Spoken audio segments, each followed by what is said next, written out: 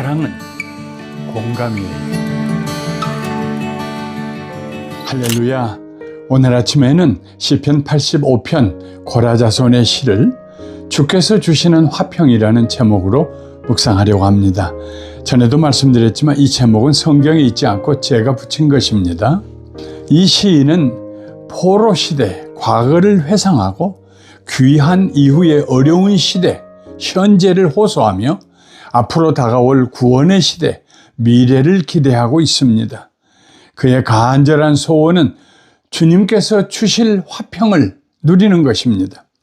여호와여, 주께서 주의 땅에 은혜를 베푸사 야곱의 포로된 자들이 돌아오게 하셨으며 주의 백성의 죄악을 사하시고 그들의 모든 죄를 덮으셨나이다.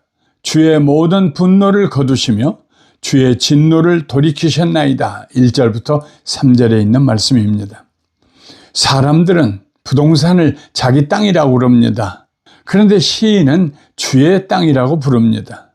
자기들이 살고 있는 땅이지만 하나님께서 은혜로 주신 땅이기 때문입니다. 우리가 하나님의 땅에 살고 있는 것입니다. 이건 굉장한 사고의 전환입니다. 내 것, 항상 우리는 그걸 중요하게 생각하잖아요. 그러나 이 시인은 하나님의 것을 생각합니다. 하나님께서 같은 땅이지만 은혜로 주신 땅으로 이해합니다. 어떤 은혜입니까? 이스라엘의 죄악을 용서하시고 덮어주신 은혜입니다. 혹독한 포로 생활에서 돌아온 후에 그들의 생각이 겸손하게 바뀌어졌습니다. 여기는 더 이상 우리 땅이 아닙니다. 우리 예루살렘이 아닙니다. 우리 시온산이 아닙니다. 주의 땅이고 주의 예루살렘 성전이고 주의 시온산입니다. 그런데요, 생각은 바꿔졌고 말은 바꿔졌는데 현실은 여전히 어렵습니다. 우리 구원의 하나님이여, 우리를 돌이키시고 우리에게 향하신 주의 분노를 거두소서. 주께서 우리에게 영원히 노하시며 대대에 진노하시겠나이까? 주께서 우리를 다시 살리사 주의 백성이 주를 기뻐하도록 하지 아니하시겠나이까? 여호와여, 주의 인자하심을 우리에게 보이시며 주의 구원을 우리에게 주소서. 4절부터 7절 말씀입니다. 하나님의 은혜는 변함이 없습니다. 우리가 하나님께 간청하고 간절히 소원하고 하나님을 재촉하고 그런다고 해서 은혜가 마치 젖소에 젖이 나오는 것처럼 더 많이 나오는 건 아닙니다.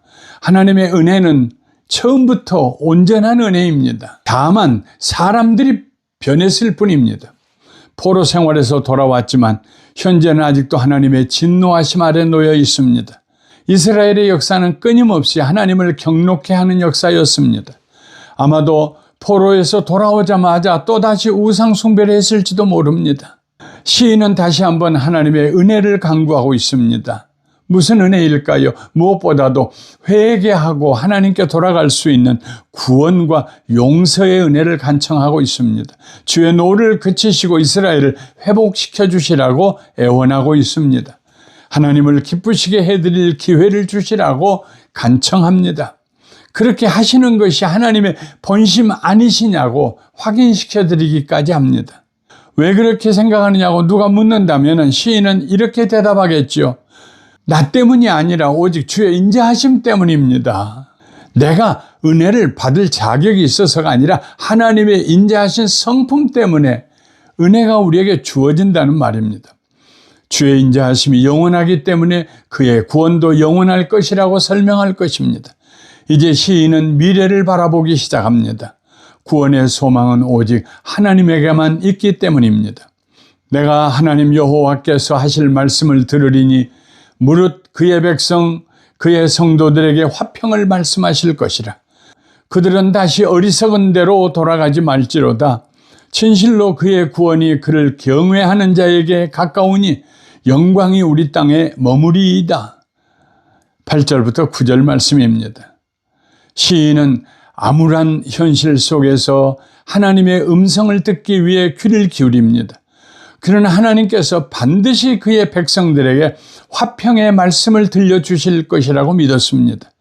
그래서 이스라엘 백성들에게 다시는 우리가 어리석은 대로 돌아가지 말자고 권면했습니다. 하나님의 구원이 가까우니 여호와만 경외하라고 설득했습니다. 그러면 이 땅에 하나님의 영광이 머물 것이라고 가르쳤습니다. 영광이 우리 땅에 머문다는 말은 무슨 뜻일까요? 언제 그런 일이 일어날까요? 사도 요한은 그 영광이 예수님을 통해서 나타났다고 말하고 있습니다. 말씀이 육신이 되어 우리 가운데 거하심에 우리가 그의 영광을 보니 아버지의 독생자의 영광이요 은혜와 진리가 충만하더라. 요한복음 1장 14절 말씀입니다. 시인은 먼 미래를 바라봅니다. 예수님이 오시면 일어날 일들을 지금 예언적으로 말하고 있습니다. 자기가 알아서 한 말이 아닙니다. 성령님께서 그 마음에 주신 말씀입니다. 인애와 진리가 같이 만나고 의와 화평이 서로 입을 맞추었으며 진리는 땅에서 솟아나고 의는 하늘에서 굽어보도다. 여호와께서 좋은 것을 주시리니 우리 땅에 그 산물을 내리로다. 의가 주의 앞에 앞서가며 주의 길을 닦으리로다. 10절부터 13절 말씀입니다. 흔히 이 말씀을 우리는 사회 정의가 실현되는데 사용되는 말씀이라고 생각합니다.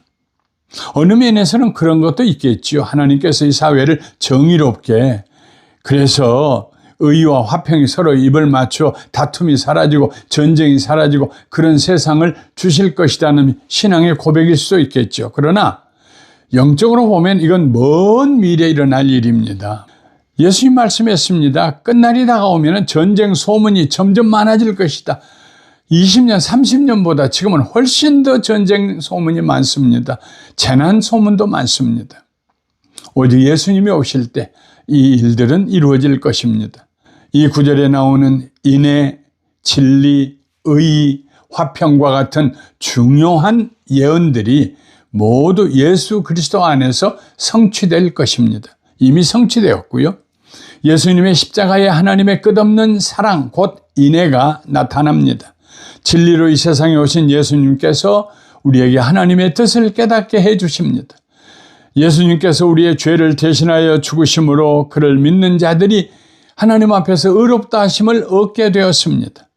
예수님은 이 세상에 줄 수 없는 평안을 우리에게 주시겠다고 약속하셨습니다. 그러므로 성도들은 예수님 안에서 영광스러운 삶을 살게 되는 것입니다. 이 주간에도 오늘도 예수님 안에서 화평을 누리십시오. 예수님이 우리 안에 계시면 사람들과 화평하게 될 것입니다. 우리 마음이 평안하게 될 것입니다. 영광스럽게 될 것입니다. 하나님의 영이 우리와 함께 하셔서 그런 복된 날이 되시기를 주님의 이름으로 축원합니다. 거룩하신 하나님 아버지, 아무리 애를 써도 화평을 누릴 수가 없습니다. 마음에 평정심을 갖기가 그렇게도 어렵습니다. 늘 누군가를 미워하고 다툼이 있고 불안하고 두려워하고, 그러나 예수님이 우리 안에 계시고 우리가 예수님 안에 있으면 주의 주실 화평이 우리 가운데 충만하게 될 줄 믿습니다. 오늘도 이런 화평을 가지고 사람들에게 평화를 선물하며 살게 축복하여 주시옵소서. 예수님의 이름으로 기도하옵나이다. 아멘.